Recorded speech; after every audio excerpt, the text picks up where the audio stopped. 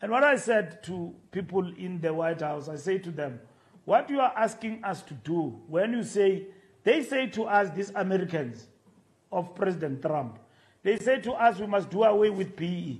I said, almost you are asking us to close shop. You are asking us to close shop. If you say PE, triple PE, affirmative action, you are saying to us, we must kill redress. That's why we are ANC. You are saying we must then cede power to the DA. They must then be in charge. We are not them. We might meet there in the government of national unity, but we are not one. So defining who we are in that government, Comrade Sasavon, means we must fight what is right.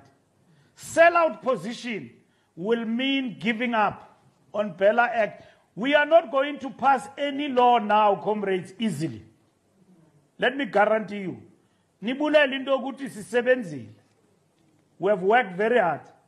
But there is no law that is just going to pass now.